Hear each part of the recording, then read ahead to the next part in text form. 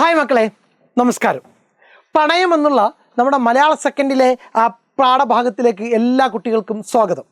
പണയം എന്ന് പറയുന്നത് മാധ്യമങ്ങൾ മനുഷ്യ ജീവിതത്തിൽ ചെലുത്തുന്ന സ്വാധീനത്തെക്കുറിച്ച് പറയുന്ന ഒരു പാഠഭാഗം എന്ന് വേണമെങ്കിൽ പറയാം. 3 പ്രധാനപ്പെട്ട കഥാപാത്രങ്ങളാണ്. 1 ചാക്കുണ്ണിയാണ്, 2 ചെമ്പുമത്തായിയാണ്, 3ാമത്തെ പ്രധാന കഥാപാത്രം റേഡിയോ ആണ്. ചാക്കുണ്ണി ചെമ്പുമത്തായിയുടെ അടുത്ത് റേഡിയോ പണയം വെക്കാൻ വരുന്നിടത്താണ് എന്ത് ചെയ്യുന്നത്, കഥ ആരംഭിക്കുന്നത്. തൻ്റെ മകൻ അസുഖമായതിനാലാണ് ആ റേഡിയോ പണയം വെക്കേണ്ടി വരുന്നത്. ആ റേഡിയോ ചാക്കുണ്ണിയുടെ ജീവിതത്തിൽ ഒഴിവാക്കാൻ പറ്റാത്തൊരു ഘടകമായിരുന്നു. കാരണം വളരെ കഷ്ടപ്പെട്ട് ജീവിതത്തിലെ ഒരുപാട് സുഖങ്ങളെ ഒഴിവാക്കിക്കൊണ്ടാണ് ആ റേഡിയോ സ്വന്തമാക്കിയത്. മകൻ്റെ അസുഖത്തിന് ചികിത്സിക്കാൻ പണമില്ലാതെ വന്നപ്പോഴാണ് ചെമ്പുമത്തായിയുടെ അടുത്ത് കൊടുക്കുന്നത്. ചെമ്പുമത്തായി പലിശക്കാരനാണ്, കണിശക്കാരനാണ്, മനുഷ്യത്വമില്ലാത്ത ആളാണ്. സ്വാഭാവികമായിട്ടും ഒരു തരത്തിലും എന്ത് ചെയ്യുന്നില്ല, റേഡിയോ പിന്നീട് തിരിച്ചു കൊടുക്കാൻ തയ്യാറാവുന്നില്ല. തൻ്റെ മകനെ എത്ര പണം കൊടുത്ത് ചികിത്സിച്ചിട്ടും അസുഖം ഭേദമാകാതെ മരണപ്പെടുന്നു. ആ സങ്കടം മറക്കാൻ വേണ്ടിയിട്ട് മകൻ നിരന്തരം കേൾക്കാറുണ്ടായിരുന്ന റേഡിയോയിലൂടെ ബാലമണ്ഡലം കേൾക്കാൻ വേണ്ടി ഇദ്ദേഹം വരുന്നിടത്ത് എന്ത് ചെയ്യുന്നു, കഥ അവസാനിക്കുന്നു. ആ റേഡിയോ ആറാട്ടുകുന്ന് എന്ന ഗ്രാമത്തിൽ ഉണ്ടാക്കിയ മാറ്റം വളരെ വലിയ രൂപത്തിൽ എന്ത് ചെയ്യപ്പെടുന്നുണ്ട്, ചിത്രീകരിക്കപ്പെടുന്നുണ്ട് ഈ പാഠഭാഗത്ത്. പാഠസംഗ്രഹം: സമൂഹത്തിൽ നവമാധ്യമങ്ങളുടെ സ്വാധീനം വർദ്ധിച്ചു വരുന്ന ഈ കാലഘട്ടത്തിലും നാട്ടിൻപുറങ്ങളിലും നഗരങ്ങളിലും മനുഷ്യർക്ക് ഏറെ പ്രിയപ്പെട്ട മാധ്യമമാണ് റേഡിയോ. സമൂഹത്തിൽ നവമാധ്യമങ്ങളുടെ സ്വാധീനം വർദ്ധിച്ചു വരുന്ന ഈ കാലഘട്ടത്തിലും നാട്ടിൻപുറങ്ങളിലും നഗരങ്ങളിലും മനുഷ്യർക്ക് ഏറെ പ്രിയപ്പെട്ട മാധ്യമമാണ് റേഡിയോ. ജീവിതത്തിൻ്റെ രണ്ടറ്റവും കൂട്ടിമുട്ടിക്കാൻ പാടുപെടുന്ന ഒരു തയ്യൽക്കാരനാണ് ചാക്കുണ്ണി. ഹൃദയമുള്ള ഇയാൾ ഏറെ ബുദ്ധിമുട്ടുകൾ സഹിച്ചാണ് ഒരു റേഡിയോ വാങ്ങിയത്. ചാക്കുണ്ണിയുടെ ഇളയ കുട്ടിക്ക് അസുഖം പിടിപെട്ടു. റേഡിയോ പണയം വെച്ച് ചികിത്സിക്കേണ്ടി വന്നു. ചെമ്പുമത്തായിയുടെ അടുക്കൽ റേഡിയോ പണയം വെക്കുമ്പോൾ ചാക്കുണ്ണിയുടെ ഉള്ളിൽ തീയായിരുന്നു. സ്വന്തം ജീവിതത്തിൽ നിന്ന് ഒരു ഭാഗം ആരോ പറിച്ചു മാറ്റുന്നത് പോലെ അയാൾക്ക് തോന്നി. അയാളുടെ ജോലിയിലുള്ള ശ്രദ്ധ പാളിപ്പോയി. കുട്ടി മരിച്ചതിന് ശേഷം ചാക്കുണ്ണി മത്തായിയുടെ വീട്ടിലെത്തി റേഡിയോയിൽ ബാറ്ററി ഇട്ട് ഇളയ കുട്ടിക്ക് ഇഷ്ടമുള്ള ബാലമണ്ഡലം പരിപാടി കേട്ടു.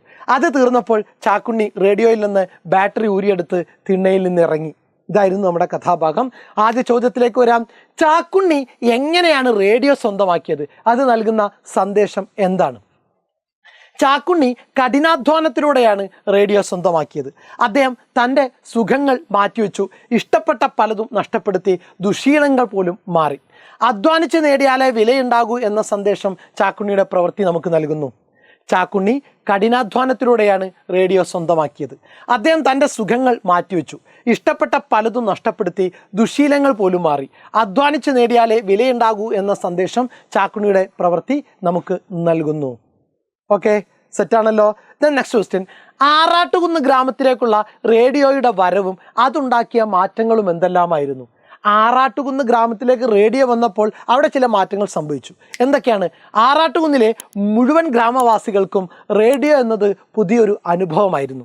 റേഡിയോ വാങ്ങിച്ചതറിഞ്ഞ് കണ്ടക്ടർ ചാക്കുണ്ണിയിൽ നിന്നും അന്ന് യാത്രാക്കൂലി വാങ്ങിയില്ല. തയ്യൽക്കട ശ്രോതാക്കളെ കൊണ്ട് നിറഞ്ഞു. തൻ്റെ കടയിൽ ചാക്കുണ്ണി എല്ലാവർക്കും ഇടം നൽകി. രാത്രിയിൽ കടയടച്ച് വീട്ടിലേക്ക് പോകുന്ന ചാക്കുണ്ണിയുടെ പിറകെ റേഡിയോ കേൾക്കാനായി നാട്ടുകാരും നടന്നു. ആറാട്ടുകുന്നിലെ മുഴുവൻ ഗ്രാമവാസികൾക്കും റേഡിയോ പുതിയൊരു അനുഭവമായിരുന്നു. റേഡിയോ വാങ്ങിച്ചതറിഞ്ഞ് കണ്ടക്ടർ ചാക്കുണ്ണിയിൽ നിന്നും യാത്രാക്കൂലി വാങ്ങിയില്ല. തയ്യൽക്കട ശ്രോതാക്കളെ കൊണ്ട് നിറഞ്ഞു. തൻ്റെ കടയിൽ ചാക്കുണ്ണി എല്ലാവർക്കും ഇടം നൽകി.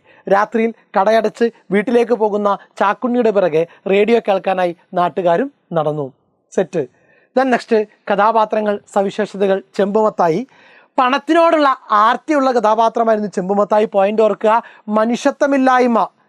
മക്കളെ പോലെ ലാളിക്കുന്നില്ല, നന്നായിട്ടൊന്ന് വാത്സല്യത്തോടുകൂടി വളർത്തുന്നില്ല, കിന്നാരം പറഞ്ഞിട്ടില്ല, വടിയെടുത്ത് അടിക്കുക, ചട്ടകം പഴിപ്പിച്ച് വെക്കലാണ് ചെയ്തിരുന്നത്. സഹൃദയത്വമില്ല, കല ആസ്വദിക്കാനുള്ള കഴിവുണ്ടായിരുന്നില്ല. വിശ്വാസങ്ങൾ പോലും, പള്ളിയിൽ പോകുന്നത് പോലും അച്ഛനെ ബോധ്യപ്പെടുത്താനും നാട്ടുകാരെ ബോധ്യപ്പെടുത്താനും വേണ്ടി മാത്രമായിരുന്നു. മൂല്യങ്ങൾക്കും കലക്കും ജീവിതത്തിൽ യാതൊരു സ്ഥാനവും കൽപ്പിക്കാത്ത, പണമുണ്ടാക്കൽ മാത്രമാണ് ജീവിത ലക്ഷ്യം എന്ന് കരുതുന്ന ആളായിരുന്നു ആര്? ചെമ്പുമത്തായി.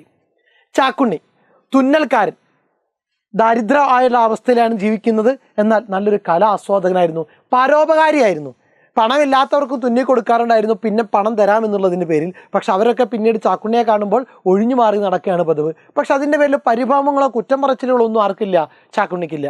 കുടുംബത്തോടും സഹജീവികളോടും സ്നേഹമുള്ളവനായിരുന്നു ചാക്കുണ്ണി. തൊഴിലിൽ ആത്മാർത്ഥത പുലർത്തുന്നവൻ. അടുത്ത പ്രധാനപ്പെട്ട കഥാപാത്രം റേഡിയോ ആണ്. കഥയിലുടനീളം നിറഞ്ഞു നിൽക്കുന്ന കഥാപാത്രമാണ് റേഡിയോ. മനുഷ്യ കഥാപാത്രത്തിന് തുല്യമായ സ്ഥാനം ഈ റേഡിയോക്ക് ആര് കൊടുത്തിട്ടുണ്ട്? ഈ സന്തോഷ് കുമാർ നൽകിയിട്ടുണ്ട്. വായനക്കാരിൽ പഴയകാല ഓർമ്മകൾ ആ ഒരു സാഹചര്യം മനസ്സിലുണ്ടാക്കിയെടുക്കാൻ പറ്റുന്നുണ്ട്. ചാക്കുണ്ണിയുടെ മാനസപുത്രനാണ് റേഡിയോ. ചാക്കുണ്ണിയുടെ ജീവിതത്തിൻ്റെ നിയന്ത്രണം മുഴുവൻ പിന്നീട് ആരുടെ കയ്യിലായി? റേഡിയോയുടെ കയ്യിലായി. ചെമ്പുമത്തായിക്ക് അത് വെറും ഒരു ഉപകരണം മാത്രമാണ്. ഓക്കെ, സെറ്റാണോ? ഈ റേഡിയോ പാട്ടൊക്കെ എനിക്കത്ര പെടുത്തല്ല. മനുഷ്യരെ മെനക്കെടുത്താൻ ഓരോ ഏർപ്പാടുകൾ. ആ നേരം വല്ല പണിയെടുത്ത് 4 കാശുണ്ടാക്കാം. ചെമ്പുമത്തായുടെ ഈ അഭിപ്രായത്തോട് യോജിക്കാനാവുമ്പോൾ ചർച്ച ചെയ്യുക. പണം പലിശക്ക് കടം കൊടുക്കുന്ന ഏതൊരാളും പറയുന്ന വാക്യം തന്നെയാണ് ഇപ്പോൾ ചെമ്പുമത്തായും പറഞ്ഞത്. അയാൾക്ക് എന്തിനും ഇത് സ്വർണവും പണവും തന്നെയാണ്. വൈകാരികതയുടെ ഒരംശം പോലും അയാൾക്ക് മറ്റൊന്നിനോടുമില്ല. ആധുനിക ലോകത്തിലെ മുതലാളിത്ത വ്യവസ്ഥിതിയുടെ പ്രതിനിധി തന്നെയാണ് അയാൾ.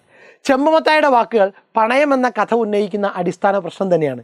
ജീവിക്കാൻ പണം ആവശ്യമാണെങ്കിലും അതിലുപരിയായി മനസ്സിനെ സന്തോഷിപ്പിക്കുകയും ആശ്വസിപ്പിക്കുകയും ചെയ്യുന്നതാണ് കല.